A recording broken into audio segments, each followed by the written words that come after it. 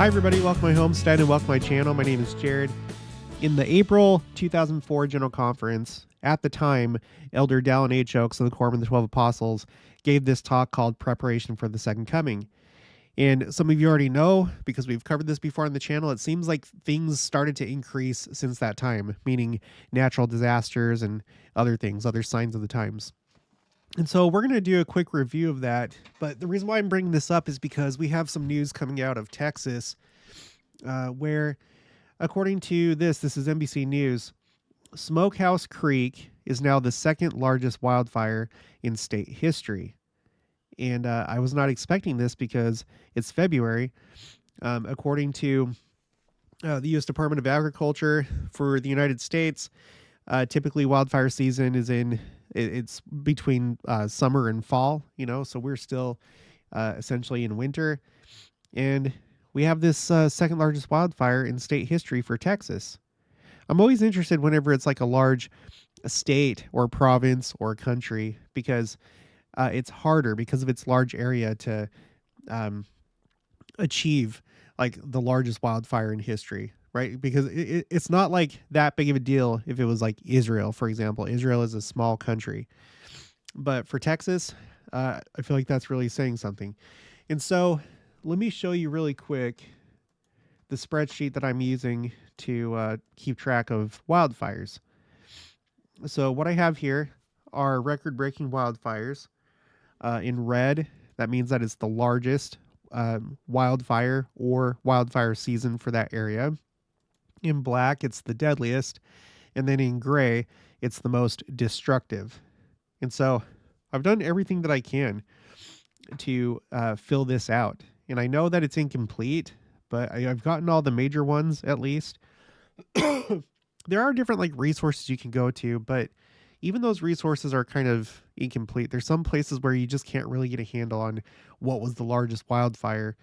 I don't know why that is, but whatever the case. So on this spreadsheet, I have a couple back before 2004.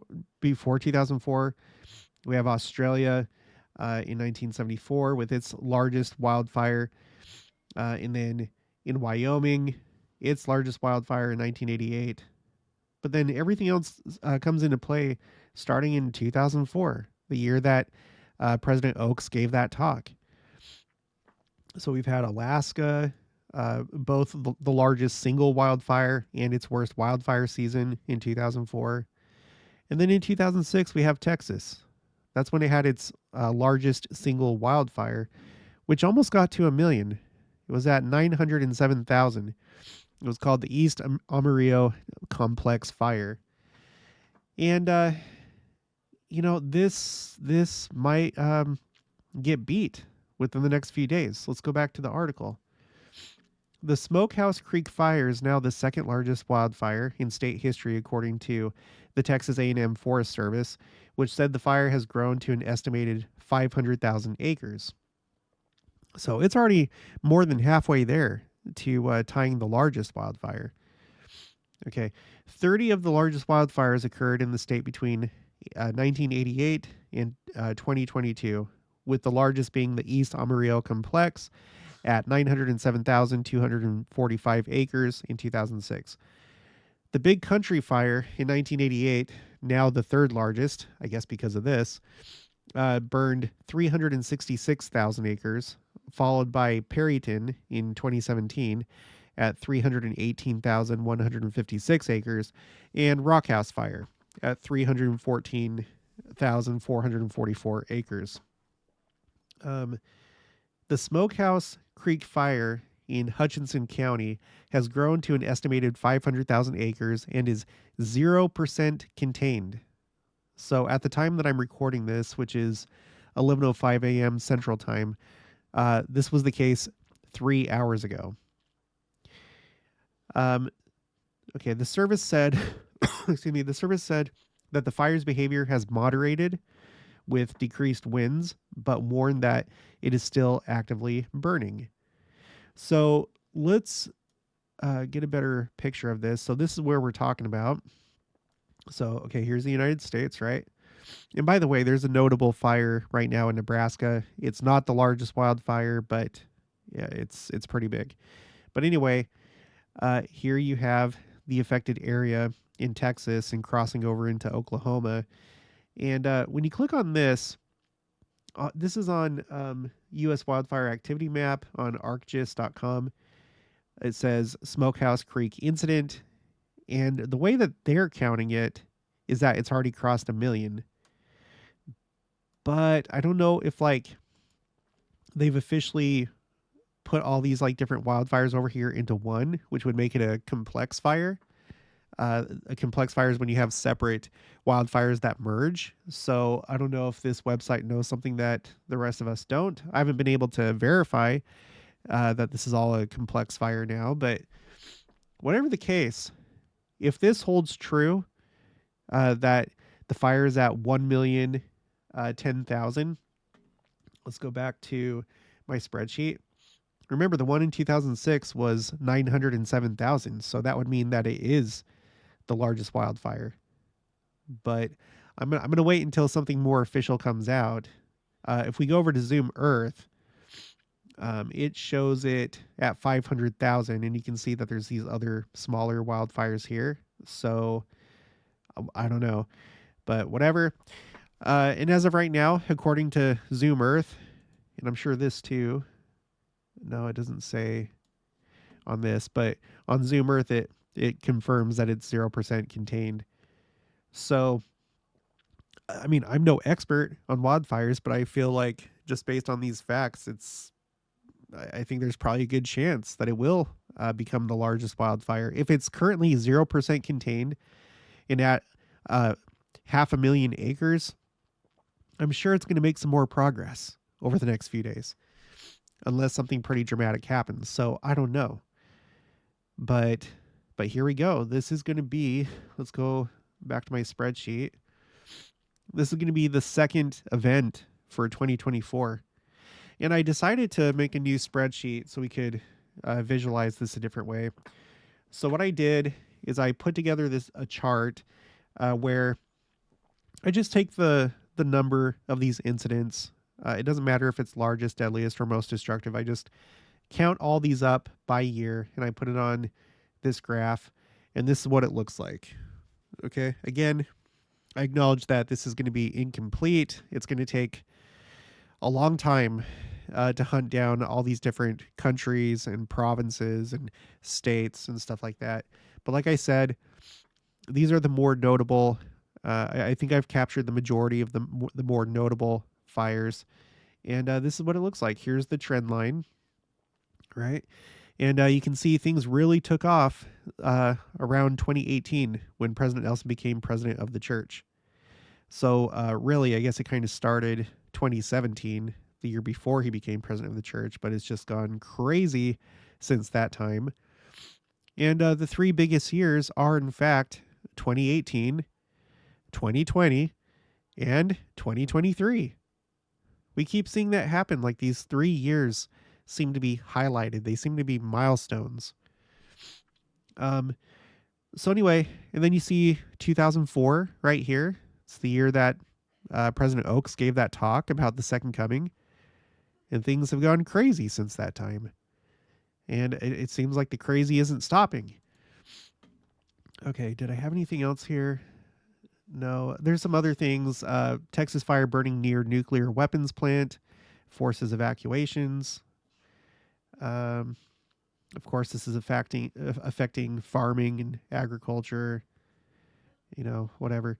So prayers for those people that live in that area. I hope that you don't live in that area. You know what, though? I think that I saw the smoke for this yesterday. Jenica and I went for a drive, and you see how, I think that this is smoke right here. This looks different from, well, I don't know.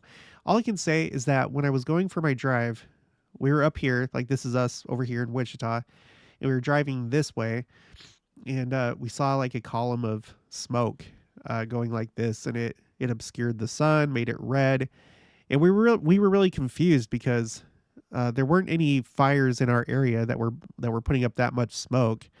It was hard to tell if it was clouds or smoke, but now I'm pretty sure it was smoke from this wildfire down here in Texas. But it was pretty crazy.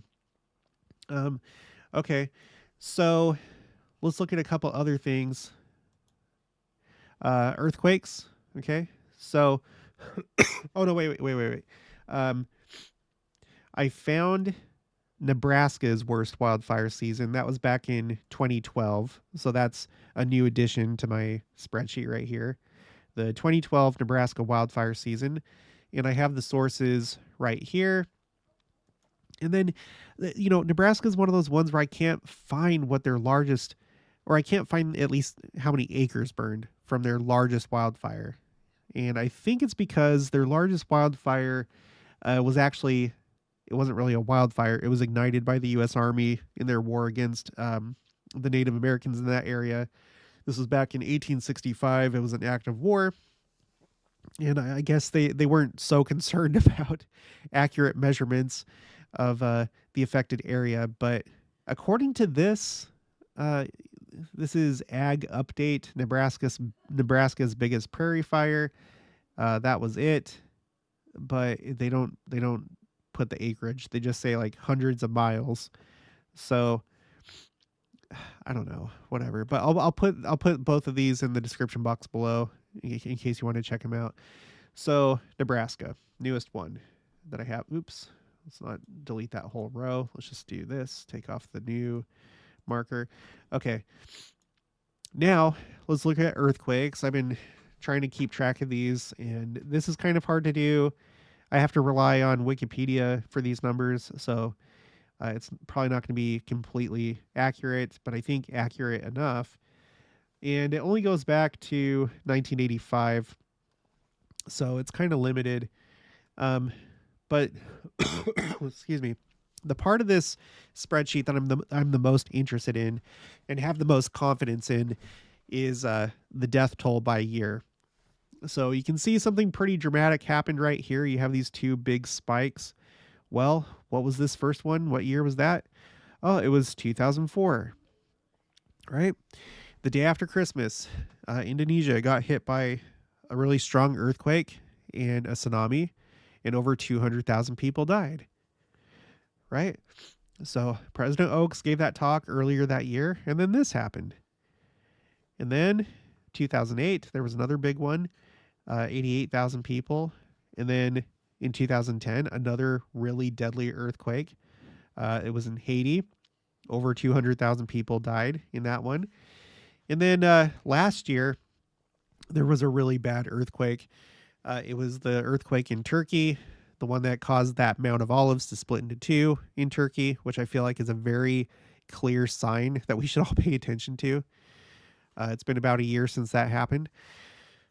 And that, excuse me, that reached, for the year, for all earthquakes that year, it reached 64,000.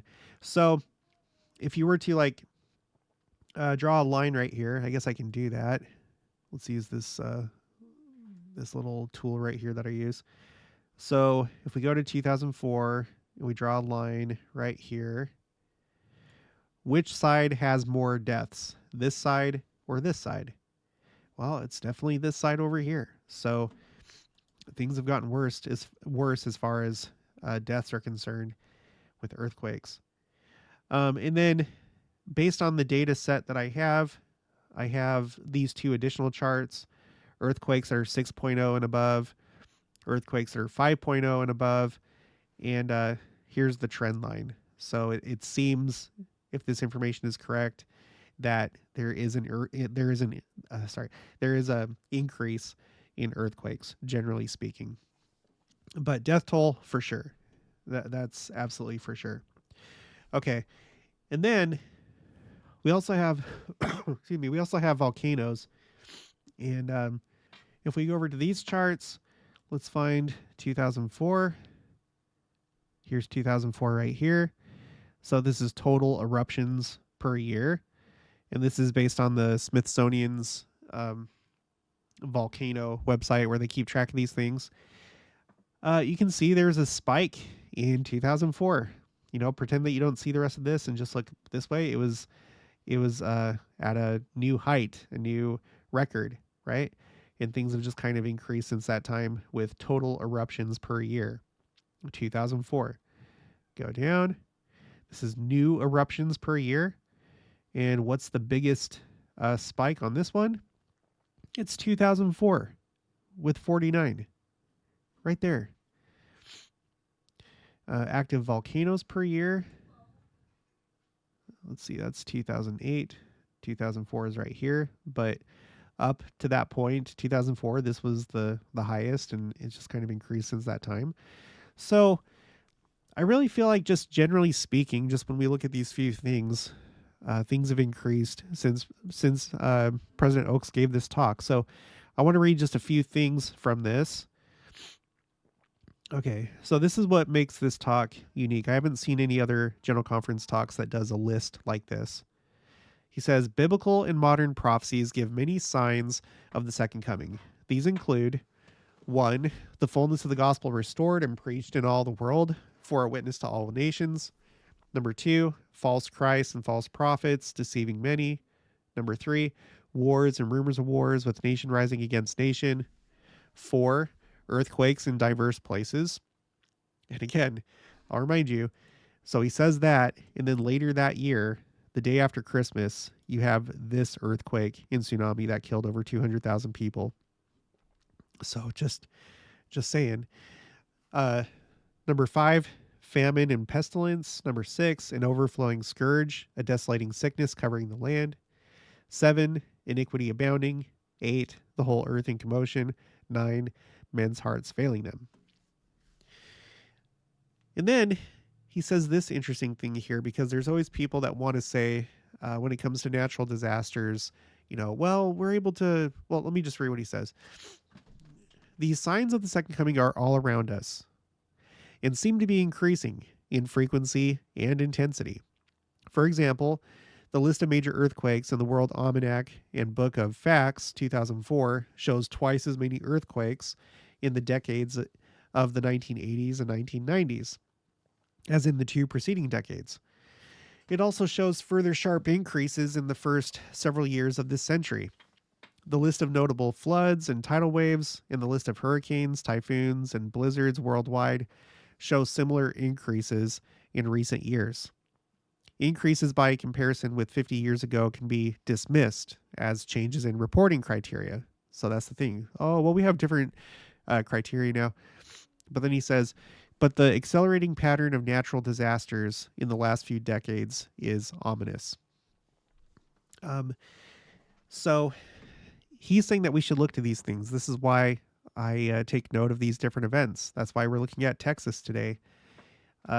Just the fact that it's the second largest is already noteworthy, but if it becomes the largest, then it's even more noteworthy.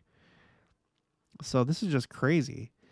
And then he goes through this, like, the church leaders have tried to do this time and time again, but there's still this like romanticized idea that the entire church, or at least the righteous members of the church, are all going to go to Jackson County, Missouri.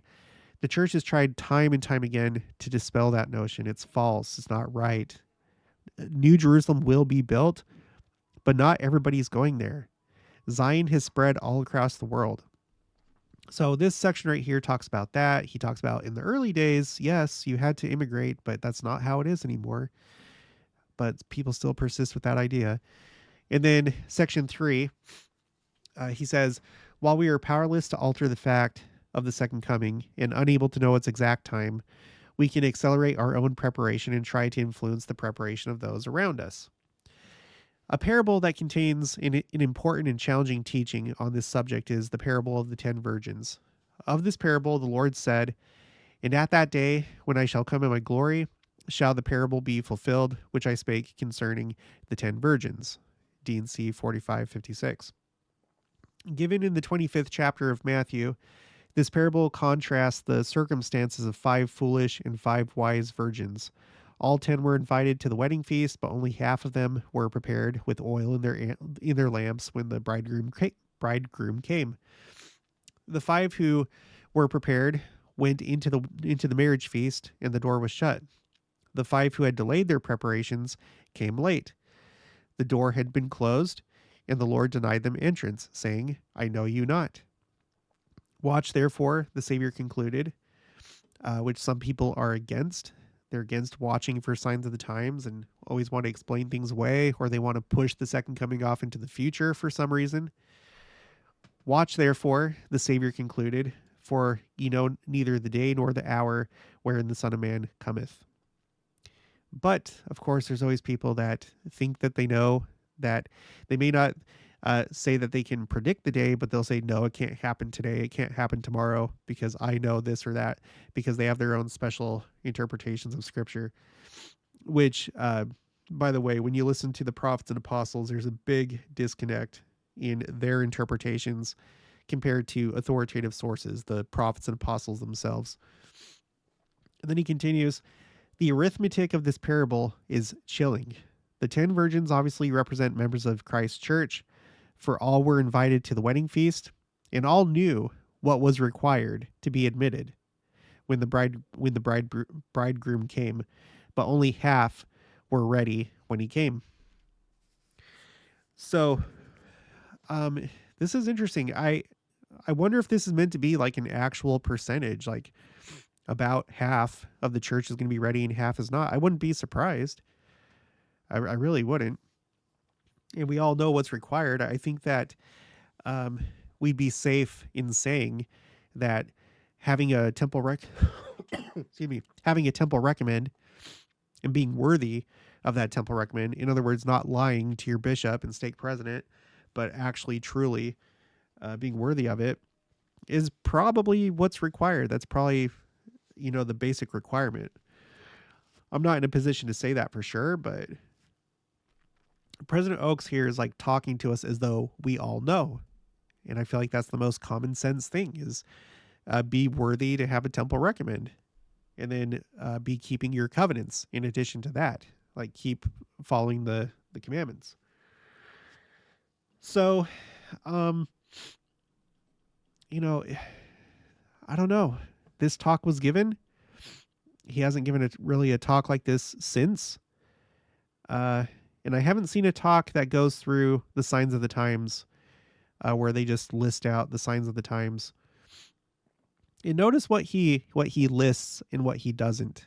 Because again, that crowd that wants to say that the second coming is not close, they would have like a million different things in addition to this, but that's not what they say in General Conference. And that's not how President Nelson talks or any of the rest of them. I'm going to go with the prophets rather than people's private interpretations. And then I want to point this out too. In the April 2023 General Conference, President Oaks gave another very interesting and unique talk where essentially the whole thing, like probably 90% of it, was just him reading from the scriptures. And it was him reading what Christ had said in the scriptures, mostly in chronological order. I've never seen a talk like this in my life. It's as though Christ himself gave a talk in General Conference, like a reminder of what he expects when he comes. I feel like there's been a lot of that. I feel like President Oaks did it here with this talk. I feel like President Nelson did it when he showed us Christ coming to the Americas in the October 2022 General Conference. That was the conference where he called on us to be the people of the second coming. And in his last talk, he showed the video clip from the Book of Mormon video series of Christ coming to the Americas. And then the next conference, April 2023, he asked us to read that.